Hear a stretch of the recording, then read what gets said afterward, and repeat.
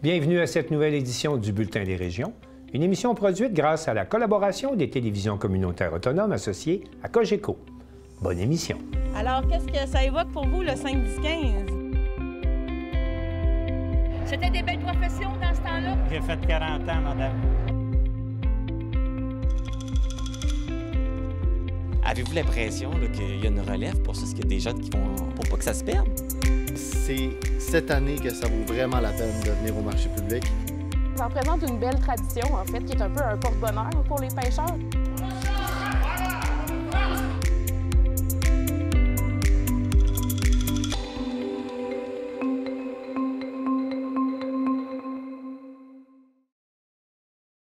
Au sommaire pour vous cette semaine.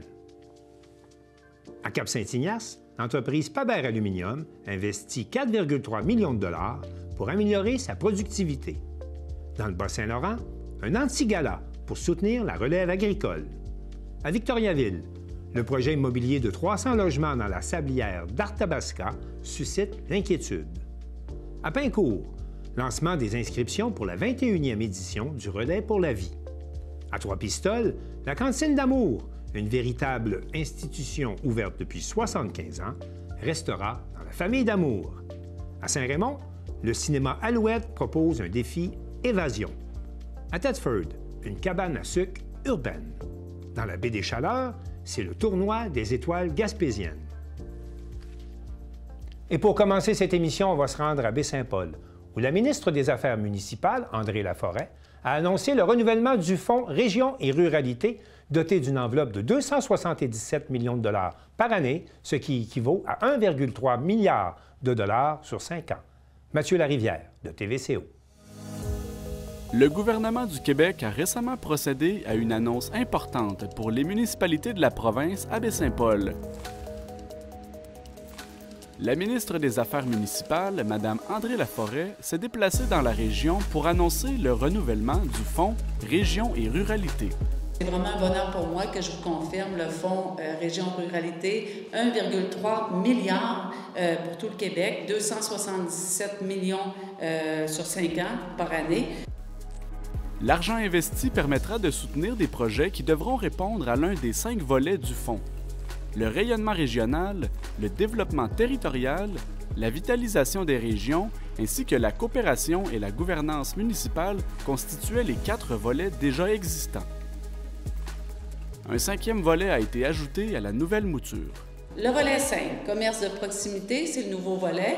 Alors, c'est le 5e et le dernier volet, commerce de proximité. Ça a été lancé en septembre dernier. Ce volet vise à assurer l'accès au commerce de proximité pour les citoyens des municipalités de moins de 20 000 habitants. On pense évidemment à une épicerie, un dépanneur, une station d'essence et les commerces de proximité, vous le savez très bien, sont indispensables pour la vitalité de nos petites communautés, de nos petites municipalités. La ministre Laforêt soutient que le fonds se veut un levier de pouvoir important pour les régions du Québec. C'est un fonds vraiment essentiel parce que ça fait vraiment lever plusieurs projets dans les petites municipalités, mais dans les moyennes municipalités aussi. Donc, c'est important que l'UMQ soit ici avec la FQM parce qu'on a lancé tellement de projets, des constructions. Là, maintenant, on va permettre toutes les constructions avec les MRC pour des projets en habitation, c'est pas rien. On le faisait à la pièce dans le passé, mais là, oui, il est dans un des volets, donc c'est important de le mentionner. La vitalisation du milieu de la communauté, là, il y a le volet aussi commerce de proximité, pour les dépanneurs, les épiceries, les stations d'essence. Encore une fois, on vient d'accepter 90 projets au Québec pour des municipalités qui en avaient besoin. Il y a le rayonnement régional aussi, ça c'est un grand volet. Développement territorial, donc ce qu'on veut, évidemment, on est un gouvernement qui pense aux régions, on veut vraiment bien développer nos régions et c'est un des programmes les plus populaires. Madame Laforêt précise que l'un des volets du fonds, qui est bien apprécié dans les régions, a été bonifié. Avec un autre volet qui est coopération municipale. Donc, le regroupement de services, regroupement des municipalités, donc c'est très populaire aussi. La ministre des Affaires municipales considère que le travail réalisé par son ministère viendra réduire la bureaucratie imposée aux petites et moyennes communautés de la province. Ça fait suite au projet de loi 79 qu'on vient juste d'adopter. C'est le projet de loi sur l'octroi de contrats dans les municipalités. Alléger la paperasse, aider les entreprises. Donc, évidemment, on fait suite à ce projet de loi-là. Nous, on s'est dit que maintenant, dans tous les programmes, il fallait accélérer les processus, alléger aussi les programmes. Donc, ça fait suite au travail qu'on a fait aux affaires municipales. Quant au regroupement de services intermunicipaux, la ministre se dit sensible aux écorégionaux. Les municipalités qui veulent se fusionner, qui veulent se regrouper, les montants sont bonifiés à la hauteur de 50 %. Donc, c'est très populaire, même les services. Les services, par exemple, les régies intermunicipales, police, incendie, je sais ici qu'il y a des enjeux. Il faut voir à se regrouper parce que ce sont tous les citoyens qui vont récolter ces bonnes nouvelles-là. Les préfets des 2 MRC de Charlevoix réagissent favorablement à l'annonce de ce renouvellement du programme gouvernemental. Moi, je veux souligner peut-être le volet coopération, où on a quand même bonifié les montants disponibles, parce que pour la phase précédente, ça n'avait pas été suffisant, et je pense que c'est un besoin. L'annonce de ce programme-là, qui est renouvelé, c'est une très bonne nouvelle. Si je prends au niveau de la municipalité de Saint-Hilarion, au niveau de la coopération intermunicipale, on avait déjà fait affaire avec la municipalité de Notre-Dame-des-Monts. On partage des ressources présentement. On a partagé aussi des équipements qui ont été achetés par le passé. Donc là, le fonds était comme arrêté. Fait que pour nous, c'est une bonne nouvelle, ça continue pour les petites municipalités. Concernant le service incendie, bien, c'est sûr que ça amène aussi cette opportunité-là, parce que nécessairement, dans la formule qui va être éventuellement adoptée, dans l'entente qui va être signée par les municipalités qui embarqueront dans le projet, bien, ça fait partie de la coopération. Donc, les nouvelles ressources qui seront admissibles dans ce programme-là bien, vont être justement admissibles là, pour venir diminuer la facture pour les municipalités pour les 5 prochaines années. Le Fonds Région et Ruralité a une durée prévue de 5 ans. Les municipalités peuvent déjà soumettre des demandes de financement dans le cadre de certains appels à projets des différents volets du fonds.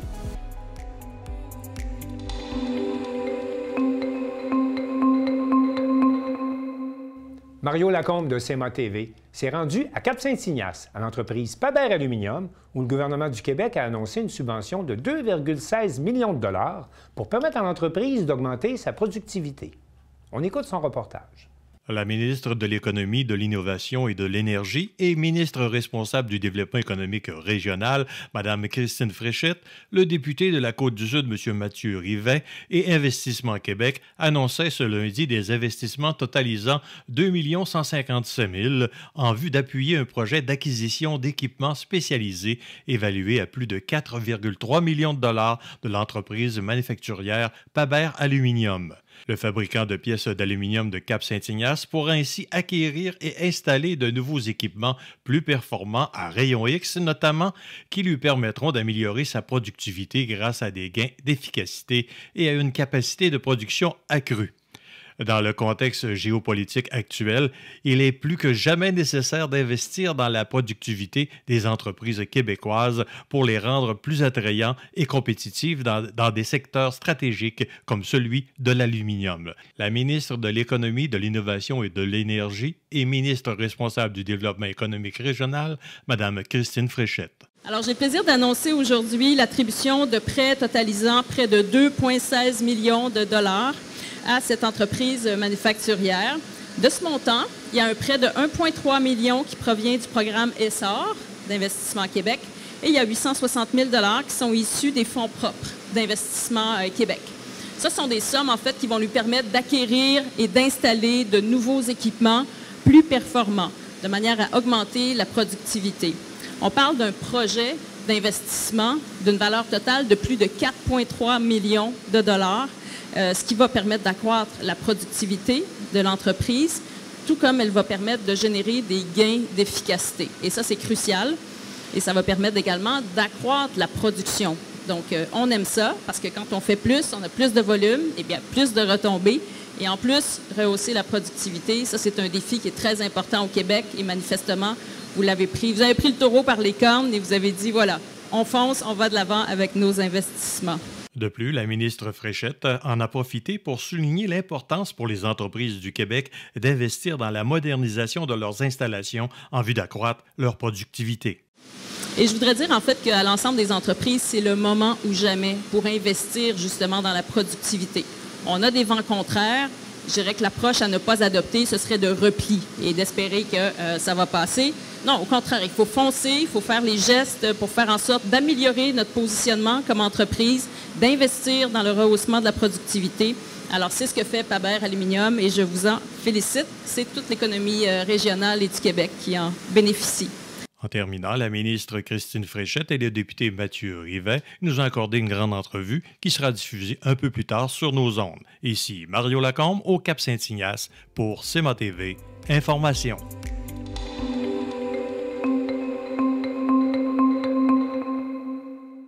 Carl Blanchette de la télévision de la Matapédia rencontre des représentants du groupe pour la relève agricole, le GRAV, qui organisait en mars dernier un anti-gala pour soutenir la relève agricole, et il profite de l'occasion pour discuter avec ces deux jeunes producteurs de la question de la gestion de l'offre dans un contexte de guerre commerciale. Le 22 mars dernier se tenait l'anti-gala du groupe de la relève agricole, le GRAV. Et Carl en discute avec des gens du comité pour savoir comment s'est déroulé leur gala. Le groupe de la relève agricole, pour vous me dire, c'est quoi un petit peu, de où ça vient? Le groupe de la relève agricole, ça vient d'une grande communauté de la vallée qui a créé ce groupe-là pour qu'on s'entraide, pour faire du social. C'est important de se rencontrer. Le groupe va avoir 50 ans en 2029. Le groupe de la vallée est même plus vieux que la Fédération de la relève au niveau provincial. C'est quand même un groupe très important pour la vallée. Ça nous permet de nous impliquer, faire nos premiers pas dans ce monde-là. Si un jour on aspire à s'impliquer ailleurs, ben la relève, c'est quand même un bon départ pour acquérir de l'expérience. Puis chaque année, vous tenez un anti-gala. De où ça vient un peu l'idée de ça, l'anti-gala? C'est une idée qui vient d'anciens membres qui ont eu l'idée un peu de faire une soirée sociale pour inviter les gens à se réunir, puis aussi permettre de rendre hommage à différentes personnes qui, dans notre milieu, font une différence, montrent le savoir-faire aussi des agriculteurs un petit peu partout dans la vallée. Donc, c'est une belle soirée qui permet de leur rendre hommage et aussi de se voir puis de briser un peu l'isolement qu'on vit à l'occasion dans le monde agricole. Puis je pense que vous avez même des prix loufoques un petit peu, hein, si je ne me trompe pas, pour rire un petit peu pendant la soirée. Oui, on a quand même des prix, disons, moins sérieux, mais tout de même respectueux, même si ça s'appelle l'anti-gala. C'est souvent des prix plus légers. Par exemple, cette année, on avait le thème western, donc on a essayé d'y aller un peu avec le terme. Le cowboy de luxe, le shérif, shérif de la vallée, des prix comme ça, puis le monde apprécie bien ça. Puis dans le fond, je sais que comme vous signez les bons coups, est-ce que vous en avez en particulier que vous voulez nommer cette année? Oui, dans notre catégorie relève et démarrage, on avait 3 belles entreprises qui ont été nominées. On avait la ferme Orléans, Mme Karine Pouliot, une relève non apparentée, un transfert effectué en 2022. Mme Pouliot a même été nommée agricultrice de l'année au Gala des agricultrices du Bas-Saint-Laurent. Ensuite, on avait la ferme Paquet de Plumes à Sainte-Florence, propriété de Marc-Antoine Paquette, un transfert effectué en 2021, si je ne me trompe pas, puis un démarrage en fait. Puis c'est la ferme de poulet de chair la plus à l'est de la province. Et finalement, notre grand gagnant, la ferme Vue du Lac, propriété de Justin Michaud depuis 2024, une ferme laitière biologique non apparente. Puis à chaque année, vous offrez le prix Gérald Lavoie. Je pense que cette année, ça avait une signification particulière, une importance particulière. Oui, bien en fait, le prix hommage Gérald Lavoie, quand même toujours, c'est toujours quand même très apprécié puis très important pour nous. C'est un prix qui souligne les gens qui sont très présents auprès des autres producteurs, que ce soit leur écoute, leur empathie, des conseils, du soutien. C'est un prix qui souligne beaucoup l'aide pour la santé mentale. Cette année, c'était quand même très spécial et il y a eu beaucoup de candidatures de qualité, mais le comité a eu une candidature qui était très importante, puis il ne pouvait pas passer à côté. Cette personne qui a reçu le prix cette année, c'est une personne qui a laissé un doux souvenir dans sa communauté. C'est une personne qui était très impliquée, elle était impliquée auprès de la relève, auprès des caisses des jardins, du comité festif de Val-Briand. ces associations de race. C'est une personne qui était beaucoup d'écoute, de conseils, puis ironiquement, même une semaine avant son départ, il était encore beaucoup présent pour les gens autour de lui. C'est pourquoi nos deux anciens gagnants, M. Nicolas Demers et Mme Audrey Hamel, sont montés sur scène lors de notre gala pour lui remettre le prix de façon posthume à M. Alex Turcotte-Lausier. Très bel hommage pour avoir été là. C'était vraiment beau à voir. Mais on va changer un petit peu de sujet. Avec les élections prochaines, puis les menaces tarifaires, puis la dégradation des relations avec nos voisins du Sud, je pense que les agriculteurs ils ont des craintes un petit peu, si je ne me trompe pas. C'est sûr qu'on a des craintes. Quand on regarde la situation actuelle avec le président américain qui passe son temps à vouloir la disparition de la gestion de l'offre, ça ne peut pas faire autrement que nous faire peur. La gestion de l'offre, c'est un système qui nous permet, en tant que producteur laitier, d'avoir un prix juste pour les produits qu'on vend.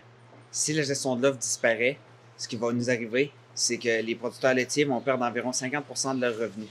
En perdant cet argent-là, ils seront plus capables de payer leurs dépenses puis de faire vivre leur entreprise. Ça va avoir un impact sur l'ensemble de la communauté matapédienne parce que s'il n'y a plus de producteurs de lait dans la vallée, l'usine d'AgroPure Amqui n'aura plus de produits à transformer, donc elle va fermer. Les transporteurs de lait qui sont de transport de la vallée à cause obscale, les vendeurs de machinerie agricole, les meuneries comme la meunerie Bernard Landry, Service agricole de la vallée, Niolon, je pourrais vous nommer un paquet d'entreprises qui n'auront plus de clients à qui offrir des services, donc qui vont être obligés de fermer. Ça n'affecte pas seulement les producteurs agricoles qui se lèvent à chaque matin pour faire un produit, ça affecte tous les emplois connexes qui sont nécessaires au bon roulement de leur entreprise. L'agriculture dans la vallée de la Matapédia, c'est le 3e plus important employeur après le système de santé et l'éducation et l'exploitation forestière. Ça affecte tout le monde. Donc, quand on voit des menaces comme ça qui sont faites par le président américain, ça prend une volonté politique qui est forte pour leur demander de sauver la gestion de l'offre puis de s'assurer qu'il n'y ait aucune brèche, autant dans le présent que dans le futur, au niveau de ce système-là. Bien, merci beaucoup pour votre témoignage. Je pense que c'est important présentement de souligner les craintes des gens de notre région. Donc, on espère que ça va tourner de votre côté en votre faveur. Donc, merci beaucoup. Merci.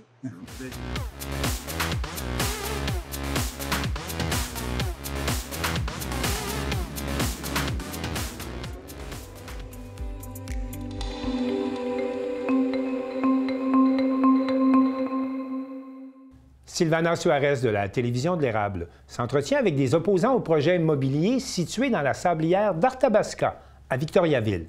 Et pour commencer ce reportage, on vous présente un clip qui a été réalisé par les opposants au projet et qui invite la population à signer une pétition pour s'opposer au dit projet. Le site visé par le méga-projet de développement immobilier de plus de 330 logements est un écosystème unique, façonné au fil du temps par les mouvements de la rivière Nicolette. Il ne s'agit pas d'une simple carrière, mais d'un habitat précieux pour des espèces menacées, un lieu riche en biodiversité. Chaque année, un nombre important d'amateurs de plein air viennent y admirer la nature. À l'heure actuelle, on dénombre pas moins de 170 espèces différentes d'oiseaux sur le site d'observation du Parc des Frères du Sacré-Cœur, qui couvre également la superficie de la sablière d'Arthabasca. La sablière abrite également une panoplie d'autres espèces animales susceptibles d'être importunées par la construction et la présence du projet domiciliaire. Les marécages adjacents regorgent de vie et leur pérennité est compromise si un tel projet d'envergure s'y développe. En décembre 2023, l'Assemblée nationale du Québec a adopté la loi 39 qui donne le droit aux municipalités de protéger des milieux humides et hydriques, de protéger des milieux naturels qui ont une valeur écologique en rachetant à leurs propriétaires les zones concernées sans être inquiétés par d'éventuelles poursuites par les promoteurs.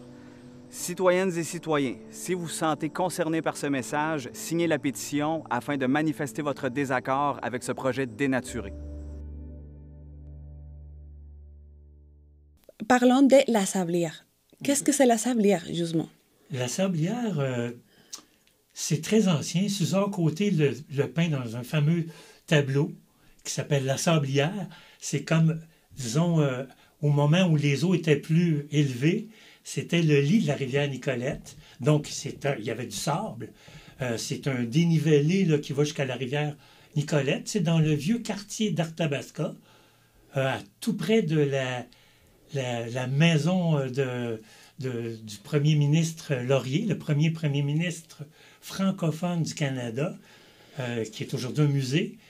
Donc, c'est un coin patrimonial pour l'ensemble du quartier. Et c'était aussi visité par les Abénakis, la nation Wabanaki, oui. Hein, qui pour eux, c'est un lieu où ils aimaient s'arrêter. Et la sablière, pour les gens du quartier maintenant, ça visait surtout un endroit qui a eu une occupation industrielle pendant quelques décades, où on venait déposer de la terre, de la roche, du sable, et qu'on en emmenait ailleurs aussi, pour des projets de construction, tout ça. Donc, ce qui était naturel s'est beaucoup détérioré. Mais bon, alors, au nord, on a le fameux boisé des Frères du Sacré-Cœur qui a été légué par la communauté à la ville, à la condition que les citoyens puissent continuer à y circuler librement. Alors, il y a une pinède de beaux sentiers, ça longe la rivière, il y a un verger qui produit encore beaucoup de pommes qui sont offerts à la population, qui est gérée par l'école d'agriculture du cégep de Vito. Ça, c'est au nord, tout près de Laurier. On est bordé aussi, elle est bordée par le boulevard Bois-Franc-Sud. Et au sud, on a, tout près du Bois-Franc, du boulevard Bois-Franc, on a le centre communautaire d'Arthabasca. Et on a aussi, du côté sud de la Sablière elle-même, qui est une petite étendue par rapport à l'ensemble de ce que nous, on veut faire, un parc nature qu'on recommande de faire, où des citoyens déjà circulent beaucoup. Donc, au sud, il y a le centre communautaire d'Arthabasca et une douzaine d'étangs, de marais, de lieux sauvages, habités par une faune incroyable. Il y a des castors, des familles de bernaches, des renards, des hermines, 166 sortes d'oiseaux. Il y a des clubs d'ornithologues qui viennent là. C'est un lieu visité aussi beaucoup, beaucoup par la population, et en particulier pendant la pandémie. Il y avait avant la pandémie des sentiers bien délimités. Puis après ça, ça s'est agrandi 2 mètres, 3 mètres des fois, la largeur des sentiers, parce qu'ils ont été très utilisés pendant la pandémie et sont toujours très fréquentés. C'est un lieu qui appartient à la population là-bas. Et voilà pourquoi elle s'est beaucoup opposée au projet de construction. Oui, justement, on peut parler de ce projet. Il y a une opposition à un projet de construction pour les gens qui ne connaissent pas le sujet. Mais, bon, qu'est-ce que vous savez sur ce projet? Grosso modo, de quoi il s'agit? En fait, il s'agit d'un projet de construction qui a été lancé par un groupe qui s'appelle BBG Incorporé. Un des associés de cela, c'est M. Binette, de Binette Construction. Et c'est un projet de développement d'un quartier résidentiel sur ce site que Gilles a bien décrit, auquel les gens sont attachés, qui est le site de la Sablière. Parce que la Sablière, c'est un terrain privé qui a été acheté justement par cette compagnie BBG. Ce qu'ils veulent construire, c'est vraiment un quartier résidentiel de blocs appartements qu'on pourrait qualifier plutôt de luxe. Où il y aurait, au début, la première version du projet, c'était 330 logements sur 2, des fois 3, des fois 4 étages. Et puis, évidemment, c'est un projet qui s'installerait donc pas très loin de la rivière, pas très loin des marais, des zones humides, en plein cœur de ce bel écosystème que Gilles a décrit, et ça aurait pour effet de détruire, évidemment, la sablière comme telle, mais aussi de fragmenter un milieu où les espèces interagissent. Alors, c'est la première raison, mais pas la seule, pour laquelle ce groupe a été construit, a été formé. C'est pour s'opposer à la destruction de la sablière, parce que ce que nous, on aurait souhaité, comme l'évoquait Gilles, c'était justement d'intégrer la sablière au boisé des Frères, avec les marais, donc à tout ce bel écosystème-là, pour permettre aux espèces de communiquer, pour permettre aux humains de continuer à aller se reposer, déstresser, et ainsi de suite. Alors, c'est pour ça, notamment, qu'on s'y oppose, mais aussi parce qu'on considère qu'il y a plein de risques dans ce projet un peu trop gros, a suggéré BBG avec la complicité de la Ville, parce que la Ville a voté récemment, le 3 février, pour autoriser ce projet-là, malgré l'opposition que nous autres, on a fait valoir. Ce qui nous désole, vous le comprenez. Est-ce que vous avez déjà constaté qu'effectivement, il n'y a pas des indépendants qui peuvent dire qu'il y a un risque pour la nature? Non.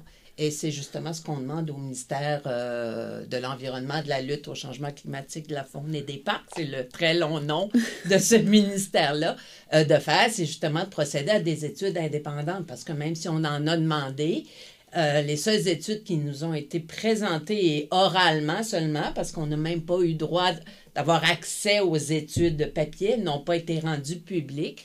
Mais ce qu'on a demandé, c'est de pouvoir les voir, pouvoir les lire, d'avoir justement des études sur l'impact sur l'hydrologie, sur les inondations, que ça serait susceptible de rendre plus fréquente que ce quartier-là, sur le bord d'une rivière, sur le bord de zones inondables. Donc, on aurait voulu avoir des études indépendantes là-dessus. À notre connaissance, il n'y en a pas eu. Il y a eu, de la part de BBG, ils ont envoyé une biologiste sur place qui est venue 2 fois 1 heure, au mois de mai une fois, puis une fois au mois de juillet dernier. Et ça a été tout. Et sur la base de cette... et je ne dis pas que l'étude est mal faite, mais ce n'est pas une étude indépendante.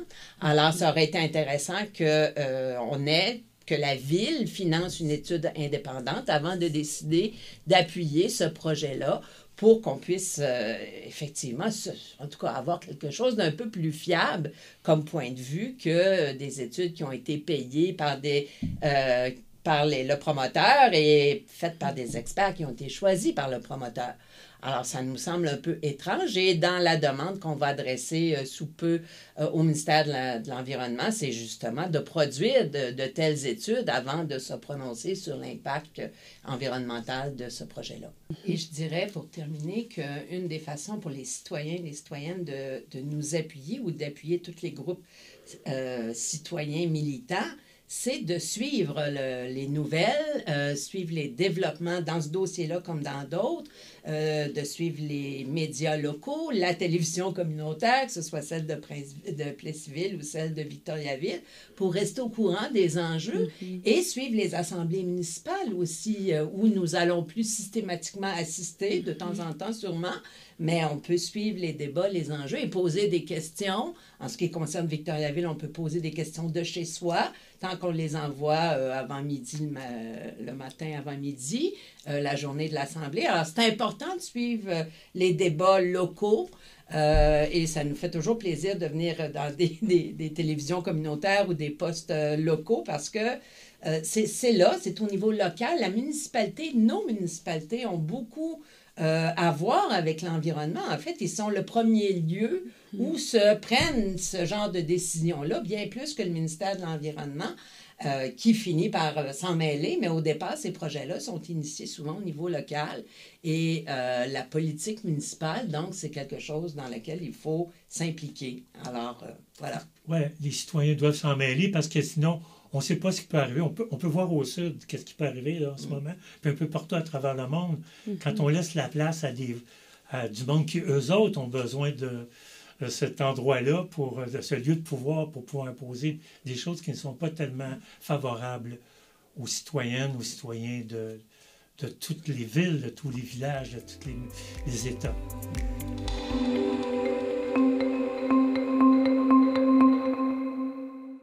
L'équipe de CSUR.TV était au lancement des inscriptions pour la 21e édition du Relais pour la vie, qui sera présidée cette année par la mairesse de Tressert-Indompteur, Mme Julie Lemieux. L'équipe de C'est sur la télé s'est déplacée au lancement des inscriptions du Relais pour la vie de Vaudreuil-Soulanges à l'Omnicentre à Pincourt. Cette 21e édition, devenue une tradition régionale, aura lieu le samedi 14 juin de 16h à minuit au Parc olympique de Pincourt sous la présidence d'honneur de Julie Lemieux, mairesse de Tressert-Indompteur. Le Relais pour la vie, c'est un événement pour aider pour la recherche du cancer. Mais concrètement, qu'est-ce que c'est? On réunit des centaines de marcheurs de Vaudreuil-Soulanges qui ramassent des fonds dans un objectif commun de lutter contre le cancer. On vient célébrer la vie, donc la vie des gens qui combattent le cancer, ceux qui l'ont gagné leur victoire, mais aussi malheureusement ceux qui nous ont quittés. Donc à ce moment-là, on vient les honorer. Mais sinon, c'est vraiment une belle soirée qu'on met l'emphase sur la célébration de la vie, la célébration des victoires.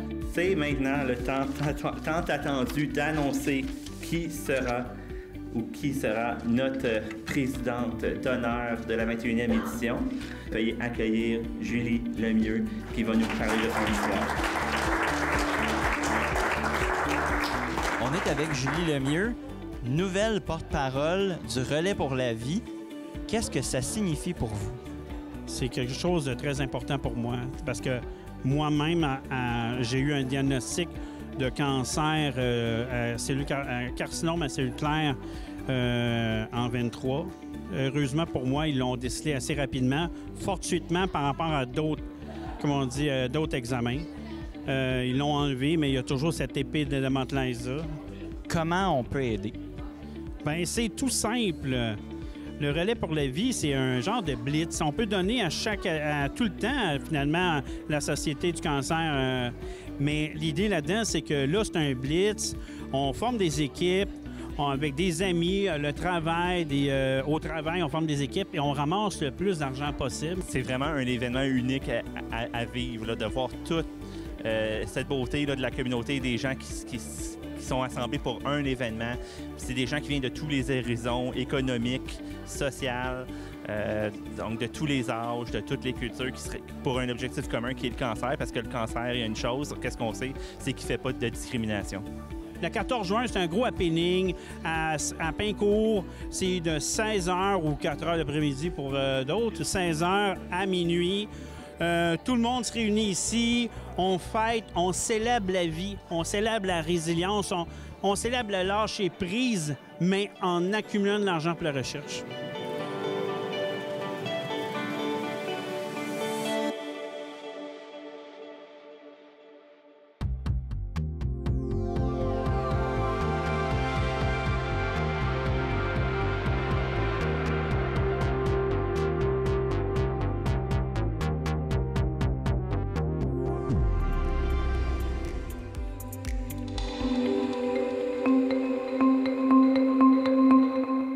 C'est maintenant confirmé. La Cantine d'Amour, qui est une véritable institution depuis 75 ans à Trois-Pistoles, restera dans la famille d'Amour. L'équipe de la télévision communautaire des Basques et des Hauts-Pays a rencontré cette famille d'entrepreneurs.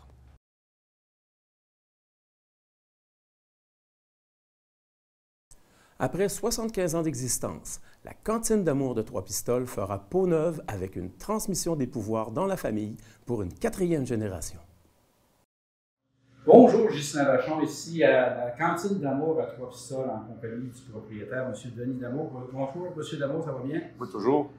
Oui, donc on a appris, là, finalement, la Cantine d'Amour ne sera pas vendue. Il va y avoir un transfert de propriété, là, ça reste dans la famille. Oui, vous en parler plus?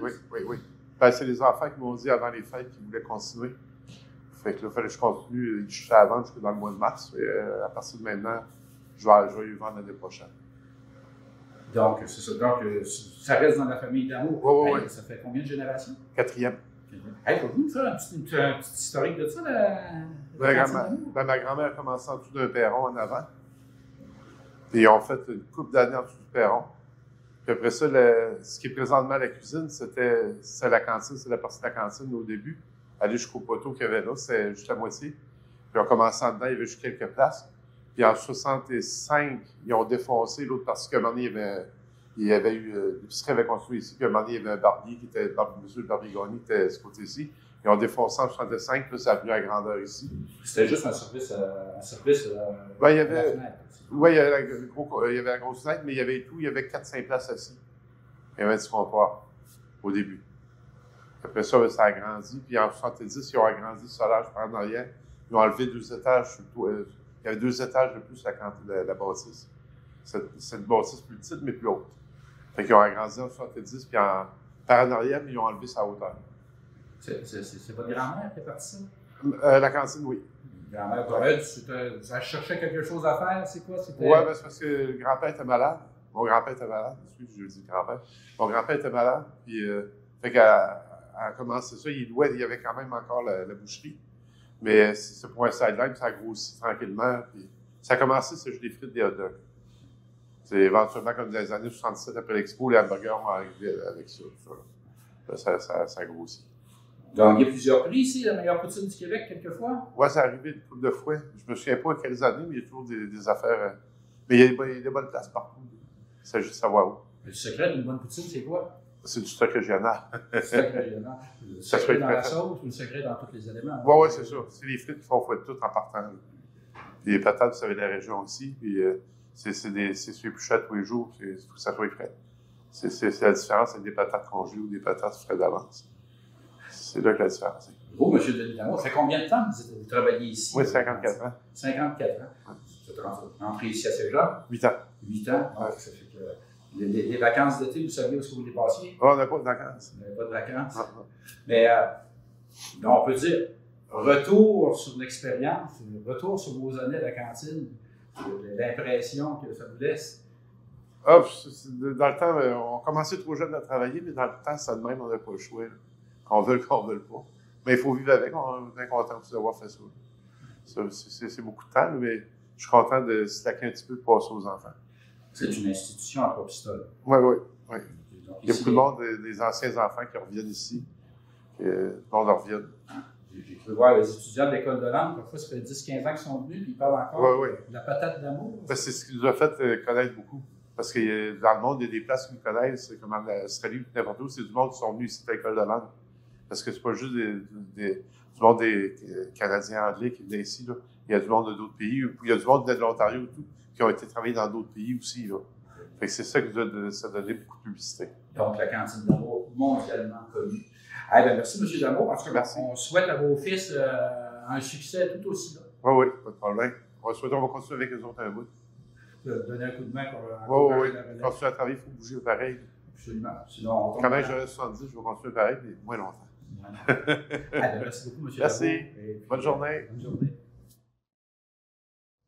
Bonjour, Justin Vachon ici, toujours à la cantine d'amour, en compagnie des deux futurs propriétaires, M. Vincent Damour et M. Joël Damour. Bonjour, messieurs. Bonjour. Bonjour. Parlez-moi un peu, c'est qu'est-ce qui vous donnait la piqûre de continuer l'aventure familiale ici, là, à la cantine d'amour? Ben, disons que c'est une habitude, on continue.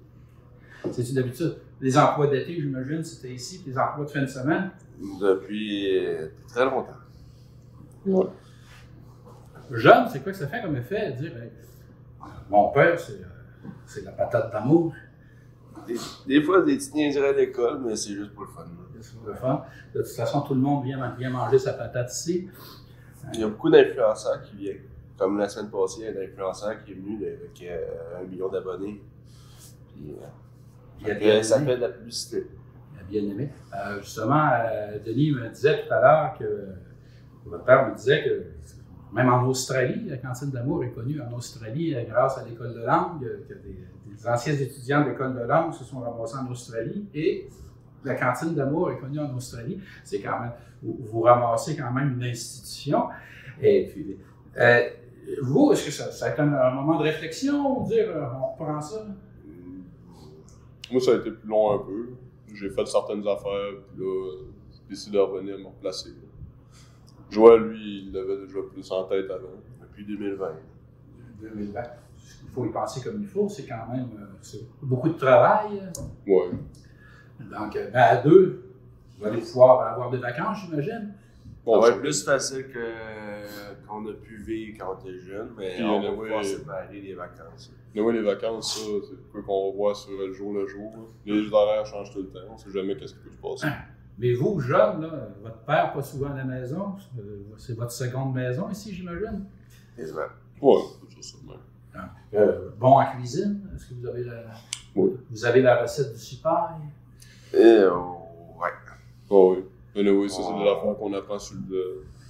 Nous autres, on l'a appris en regardant, mais on sait qu'est-ce qu'il y a dedans. Parce que vous savez que c'est une réputation aussi, le cipaille de la cantine d'amour, c'est une bonne réputation. Hey, messieurs, moi je vous souhaite le plus grand des succès dans l'aventure. Parce que, je vais vous dire, bien franchement, beaucoup de gens étaient inquiets lorsqu'il y a eu l'annonce que la cantine était à vendre.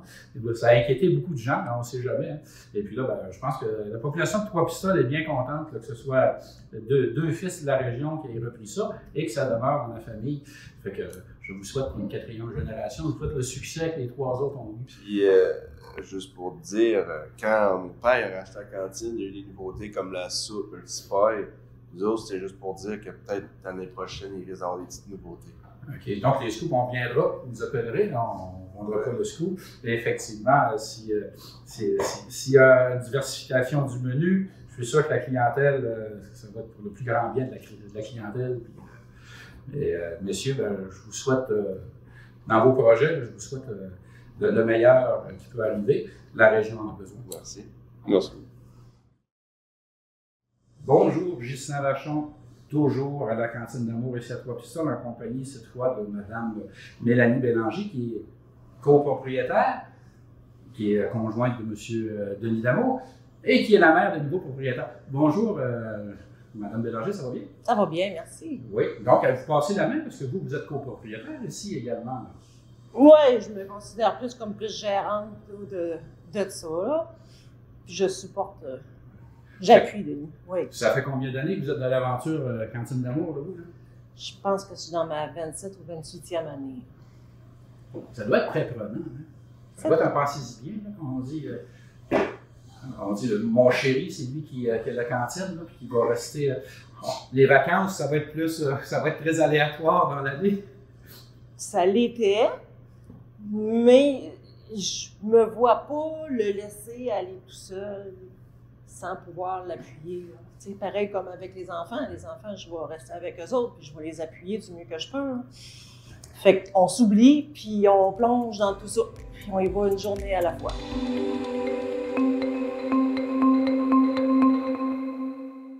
L'équipe de la télévision communautaire de Saint-Raymond a rencontré Annie Plante du théâtre Alouette qui nous explique comment son équipe invente différents jeux d'évasion pour le plaisir des petits et des grands.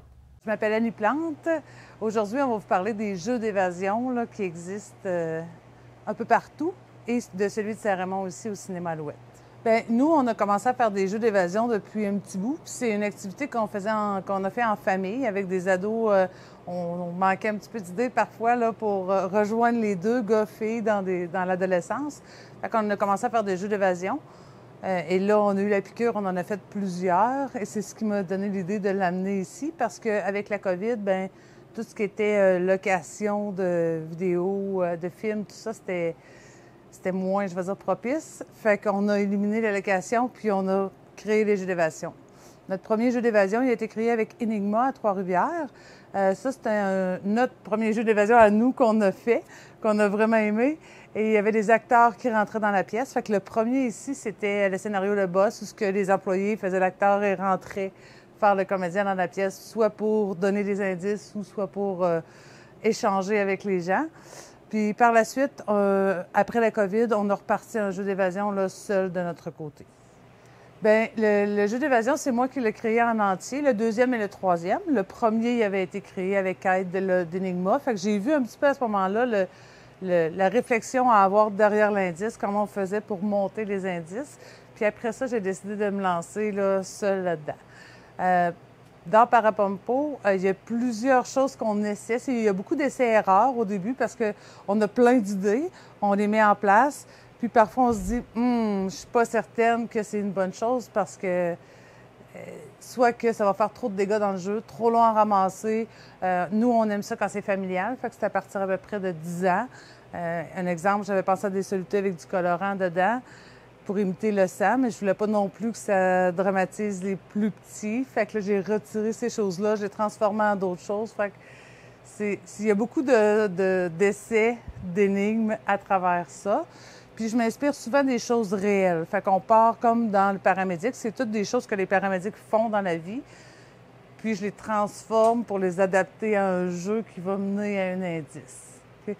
Même chose dans les pompiers puis dans la police. Fait que c'est réel jusqu'à un certain point. C'est ça. On sert des outils qui sont utilisés par les métiers d'urgence, mais la finale est différente. La finale donne un indice. Puis par la suite, c'est vrai, on fait toujours des groupes tests. Tu sais, quand mon jeu a été prêt, là, j'appelle des gens que je sais qui font des jeux d'évasion, puis je les informe que c'est un groupe test, puis eux, ils viennent essayer le jeu. Puis tous mes employés ici, ils l'ont aussi essayé. Fait que là, parfois, ils disent, ben, cette pièce-là manque un peu de challenge, il manque des éléments, ou ça, c'est trop difficile, je n'étais pas capable de faire le lien, fait que là, je rajoute des éléments pour que le lien soit plus facile à faire. Fait qu'on fait des groupes tests jusqu'à temps qu'on soit satisfait, puis après ça, on lance le jeu là, officiellement. Fait en ce qui concerne le matériel, pour se le procurer, là, c'est sûr que ça prend pas mal de recherche. Exemple, tu sais, l'ambulance, ça faisait plusieurs mois que je surveillais là, des ambulances qui s'étaient sorties de la route, des gens qui en vendaient là, sur des réseaux sociaux. Mais celle-là, elle vient d'une école de formation, du CNDF, et il y avait eu un bris dedans, à cet endroit-là, dans la fenêtre. Et finalement, il avait décidé de ne pas renouveler, de ne pas remplacer les fenêtres, puis de s'en débarrasser. Fait que j'ai sauté sur l'occasion parce que j'avais ce projet-là depuis plusieurs mois. Dans le secteur des pompiers, j'étais allée voir les pompiers d'ici, puis j'ai pris des choses qui étaient non fonctionnelles pour eux, mais qui faisaient l'affaire de mon côté. Et sinon, c'est beaucoup de recherches là, en ligne là, pour trouver des éléments. Là. Il y a des coffres qui viennent des gens du secteur qui avaient mis en vente sur eBay que j'ai ramassé comme ça. Fait que c'est beaucoup d'heures de recherche et de planification, mais ça donne un résultat là, vraiment le fun. Puis tu sais, ça ici, on a découpé le derrière de l'ambulance, puis on l'a amené ici et rentré là, avec l'aide de mon conjoint. Fait qu'il participe de façon physique à la création du jeu. En ce qui concerne le prix, il y a différents prix. Il y en a pour les enfants, les adolescents, les étudiants, puis les adultes. Fait que 20, 25, puis environ 30 $ là, pour chacune des catégories. Pour réserver, il y a une plateforme en ligne sur le site du cinéma ou sur le site des jeux d'évasion. Là, il y a toujours une plateforme pour réserver. Et les plages horaires disparaissent, en tout cas pour ici, 24 heures avant, vu qu'on doit s'assurer qu'il y a un maître de jeu disponible pour vous accompagner tout le long du jeu. C'est possible de réserver 24 heures, en moins de 24 heures, mais à ce moment-là, il faut appeler. On appelle, on dit hey, « j'aimerais ça aller faire le jeu ce soir, c'est quelle heure tu aurais disponible? » Puis moi, je valide avec les maîtres de jeu s'il y en a un disponible pour le faire.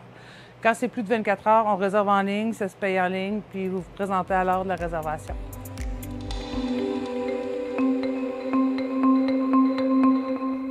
À Thetford, l'organisme Héritage Centre-Ville a organisé une cabane à sucre urbaine qui a connu un gros succès. Un reportage de Guy Jacques de la télévision régionale des Appalaches. Nous sommes aujourd'hui à la cabane à sucre urbaine qui se déroule sur la rue Notre-Dame-Ouest à Thetford et qui est organisée par Héritage Centre-Ville en collaboration avec Appalaches Nature. Nous allons rencontrer Mme Logan Morissette avec qui nous allons discuter de l'événement. Bonjour Logan. Bonjour Guy, ça va bien? Oui, ça va très bien, merci. Écoute, il y a beaucoup d'animation, ça bouge beaucoup, le monde est présent sur les lieux. Quelles sont vos premières réactions de votre côté? Bien, c'est sûr que ma première réaction, c'est que c'est tellement beau à voir. Les gens sont heureux, les gens s'amusent. Ma deuxième réaction aussi, c'est surtout de voir qu'il y a beaucoup de gens qui vont découvrir nos commerces locaux au centre-ville. Puis ça, c'est merveilleux. C'est vraiment... En fait, on fait des événements comme ça pour faire découvrir notre centre-ville, mais aussi pour voir les gens heureux à ce point-là. C'est magique. Quelles sont les principales activités offertes aujourd'hui sur place?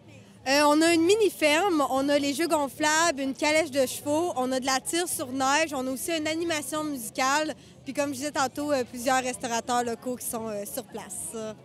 Quel est le rôle d'Héritage Centre-Ville en lien avec cet événement? Bien, Héritage Centre-Ville, on est un organisme à but non lucratif qui sert à revitaliser et protéger notre centre-ville et aussi de faire la promotion de nos membres. Fait que ça rentre un petit peu les deux dans notre mission. En fait, on apporte des gens, fait qu'on apporte une certaine revitalisation puis une animation, puis on fait découvrir tous nos membres par le biais de ces événements-là qui sont tous dans les petites cabanes à faire déguster des choses. Oui, il y en a quand même beaucoup à ce niveau-là. Hey, écoute, quelle est l'importance au fond pour le centre-ville et toute la collectivité finalement de cet événement? Bien, je vous dirais que cet événement-là, c'est très rassembleur, fait que c'est très familial aussi, intergénérationnel. Puis aussi pour les nouveaux arrivants, on a beaucoup de nouveaux arrivants qui viennent découvrir notre centre-ville et notre culture par le biais de la cabane à sucre urbaine. C'est pas mal ça, ouais. Oui, je voyais quand même que la participation de la communauté finalement immigrante était quand même assez importante à ce niveau-là. Je pense que c'est agréable pour eux aussi. Ça leur fait découvrir aussi la culture québécoise finalement. Vraiment. Puis ils sont importants pour nous aussi. On a besoin d'eux, ils ont besoin de nous. Fait que c'est tout le temps le fun de les voir aussi, découvrir notre culture comme ça, puis manger du sirop d'érable. Il y a combien de commerçants qui participent à l'événement? Sur place, en ce moment, j'en ai 6. Donc, j'ai la boulangerie La Réserve, Signature Lorenzo, Porte d'à côté, Microbrasserie des Halles, Café-Resto chez Momo, puis la Pantrée. On a aussi les élus municipaux qui viennent, comme à chaque année, offrir du popcorn aux citoyens. Combien de bénévoles assurent le succès de cet événement? Je vous dirais, il y en a une 50aine. Juste chez Appalaches Nature, ici, on en a une 30aine qui viennent assurer le bon déroulement. Quels sont les autres moyens mis en œuvre au fond par Héritage Centre-Ville tout au long de l'année pour finalement faire bouger les choses du côté du centre-ville? On travaille activement avec la Ville sur le programme du PPU, le projet, le plan particulier d'urbanisme. Sinon, on a aussi la balade de Noël, la cabane à sucre urbaine, exposition de voitures anciennes, on a la mascarade d'Halloween, puis on travaille avec le Festival de la Relève en collaboration au niveau de la zone gourmande beaucoup. Est-ce que vous avez d'autres partenaires pour assurer le succès de cet événement? Oui, c'est sûr. On a Appalaches Nature qui est le partenaire présentateur de l'événement et la Ville de Thetford. OK, c'est les deux principaux, finalement. Est-ce que, d'après la popularité de l'événement, on sait que c'est pas la première année, mais je pense pas que ça va être la dernière non plus. Ça, c'est sûr que non. Là. Ça revient à chaque année, puis ça va revenir plus gros l'année prochaine. OK, donc le concept va rester de même, il y a toujours des développements qui risquent de se faire. Toujours, toujours. Parfait. Est-ce que vous avez quelque chose à rajouter par rapport à cet événement? Bien que c'est magique, puis c'est une journée qui est sucrement belle. Oui, effectivement. Bon, bien, je vous remercie beaucoup, Logan. Merci à toi. Fait que je vous souhaite un super bel événement. On va continuer finalement à explorer le tout. Merci.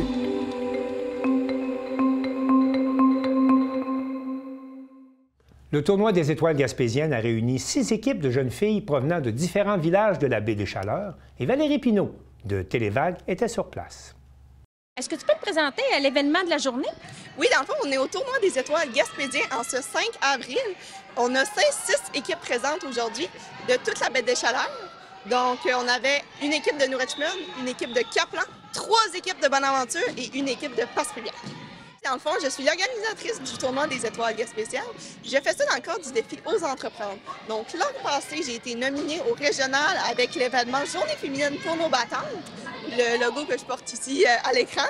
Puis cette année, pour refaire le défi, il fallait que je m'ajoute une implication, donc soit par un événement, par un service, peu importe, il fallait que je rajoute quelque chose. Donc j'ai décidé de rajouter l'événement des étoiles gaspésiennes. Le soccer, dans le fond, c'est pour moi une passion. Fait que moi, je pense que quand tu décides de créer quelque chose, soit toi ou soit à l'aide d'un comité, c'est important que cela te passionne. Fait que moi, je trouve que c'est tellement beau aujourd'hui de voir les filles progresser tout au long, de créer des nouvelles amitiés au travers, même s'il n'y a pas nécessairement ton village, parce que le but de l'événement est de briser les genres de frontières qu'il y a entre les villages, de compétition à l'aide de l'esprit sportif. C'est quoi la différence entre le futsal et le soccer extérieur? Le soccer extérieur, c'est des plus grands terrains avec un plus grand nombre de joueuses. Donc, c'est sûr que si tu restes en local, c'est beaucoup du 4+1. Mais si tu en vas ensuite en ligue de développement, tu rajoutes un nombre de joueurs. Tandis qu'au futsal, le ballon est un petit peu plus gros, un petit peu plus lourd. À l'intérieur, les terrains sont plus petits. Donc, c'est vraiment un meilleur, je trouve, jeu de passe qui aide les filles. Tandis qu'à l'extérieur, les tirs, c'est moins du contrôle de balle. Puis je trouve que le travail d'équipe, l'ensemble, est beaucoup plus mieux au futsal. Le tournoi aujourd'hui, il y a environ combien de jeunes filles? Donc, on a 6 équipes d'autour de 9-10 joueuses, donc je dirais 60 filles, plus 8 coachs bénévoles qui se sont impliqués. Donc, c'est vraiment intéressant de voir que ce soit des parents, que ce soit des proches qui s'impliquent auprès de ces jeunes-là pour développer des saines habitudes de vie et un sport. Des filles de quel âge à quel âge? Donc, c'est des 2014, 2015, 2016. Donc, on est vers le milieu du primaire. Ils ont environ 8 et 9 ans pour la plupart. Puis, je trouve que c'est bien aussi de mélanger des années, pas que ça soit une année. Fait que ça crée aussi pour les filles débutantes qui affrontent des meilleures, des plus fortes, qui s'améliorent au cours de la journée. C'est qui tes arbitres? Olivier Cavana, Philippe Henry, Lucas Babin, qui sont 3 arbitres formés par le club de soccer Baie des Chaleurs, par exemple, l'été. Fait que je me suis appuyée sur leur formation pour leur rajouter la formation futsal que j'ai donnée parce que les règlements de futsal ne sont pas les mêmes que les soccer extérieurs. Donc, c'est vraiment intéressant de voir 3 jeunes qui s'impliquent aussi dans leur communauté. Est-ce que les gagnantes vont avoir des petites surprises? Bien, dans le fond, on ne voulait pas accentuer sur l'excellence, donc ni trophée, ni bannière, ni médaille, mais j'ai quand même tenu à leur faire des sacs sportifs avec le logo de l'événement, plus le petit lait au chocolat après leur finale. Est-ce que c'est une initiative totalement bénévole de ta part? Oui, dans le fond, c'est vraiment une implication dans ma communauté. Puis ce qui est le fun, c'est que ça m'aide ensuite pour aller chercher d'autres prix que le défi aux entreprendre. Donc, j'ai été nominée à Force à venir en 4e secondaire. J'ai été nominée aussi pour un défi implication pour toute Gaspésie de la Madeleine. Fait que c'est beau de voir qu'un seul événement peut te remercier à plusieurs niveaux. Parle-moi donc de ta journée complémentaire. Dans le fond, la journée féminine pour nos battantes, c'était la 2e édition cette année, le 15 mars 2025. C'est vraiment une journée complémentaire au tournoi. Donc, on va apprendre aux filles, oui, les nouveaux règlements du futsal, puis pour qu'ils les développent ensuite quand elles vont jouer au futsal secondaire, par exemple dans le RSEQ. Fait qu'on va vraiment leur montrer les règlements et ils vont créer des nouvelles amitiés, ce qui est vraiment beau, développer l'esprit sportif, développer des saines habitudes de vie. Puis ils vont tellement, on va tellement voir, nous par exemple, les coachs, les voir s'améliorer tout au long de la journée, c'est très beau à voir. Qu'est-ce que tu dirais à des jeunes qui voudraient organiser un événement spécial? Bien, honnêtement, choisis de quoi que tu te passionnes là-dedans. Puis c'est tellement mieux à l'adolescence. C'est quand t'es parent, oui, tu peux faire nécessairement de quoi pour tes enfants. Mais je trouve qu'à l'adolescence, c'est un bel âge, ça fait des bels apprentissements. Là, par exemple, j'ai jamais fait d'entrevue, puis c'est ma première. Mais peu importe ce que tu fais, tu vas tellement te développer des nouvelles acquis qui vont te servir tout au long de ma vie. J'ai organisé des horaires, j'ai travaillé avec Carrefour Jeunesse Emploi, où est-ce que j'ai appris plein de choses intéressantes par rapport à l'entrepreneuriat, l'implication dans ta communauté.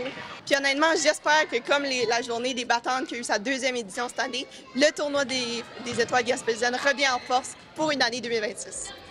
Bravo pour ton initiative, Marianne. Merci beaucoup.